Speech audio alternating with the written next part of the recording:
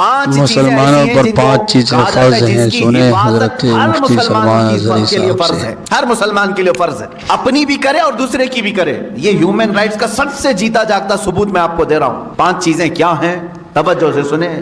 اسلام ہی اس بات کی شہادت دیتا ہے اور ضمانت بھی دیتا ہے کہ یہ 5 چیزیں جنہوں نے محفوظ کر لیا ان کا معاشرہ محفوظ ہو گیا۔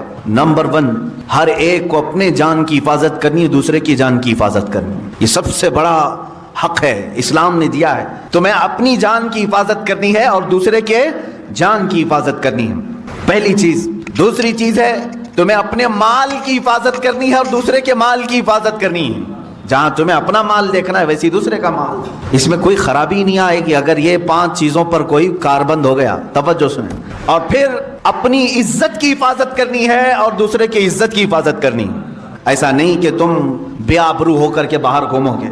جس طرح تم اپنے آپ کو ننگا باہر دیکھنا پسند نہیں کرتے، کسی اور کو بھی ننگا دیکھنا پسند نہیں ہونا چاہیے۔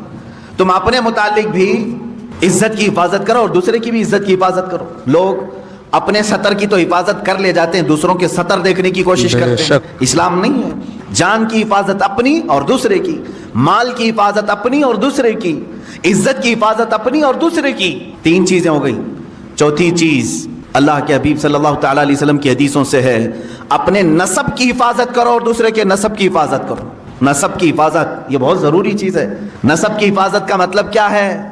بغیر شادی شدہ بچے پیدا ہونے نہ دینا، ورنہ اس کا نسب ہی نہیں معلوم ہوگا۔ اسلام نسب کا بہت اہتمام کرتا ہے۔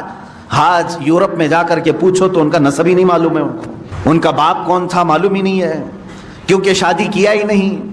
وہ سوچتے ہیں گرل فرینڈ بوائے فرینڈ کا جو تصور لایا گیا یہ تو ابھی کم ہے ہمارے معاشرے میں، وہاں تو پورے مزہ چکھنے کا نام فرینڈ شپ ہے۔ پوری شادی شدہ زندگی، 2 بچے ہو جاتے ہیں پھر بھی گرل فرینڈ ہے ہماری۔ یہ نسب کو انہوں نے تباہ و برباد کر دیا۔ 5ویں چیز ہے جو بہت اہم ہے، اسلام نے کہا ہر مسلمان کو اپنے دین کی حفاظت ضروری ہے۔ اسی طرح کہا گیا کہ دوسرے کے دین سے چھیڑ چھاڑ بھی نہ ہو۔ لا تسبوا الذین یدعون من دون اللہ فیسبوا اللہ عدوا بغیر علم۔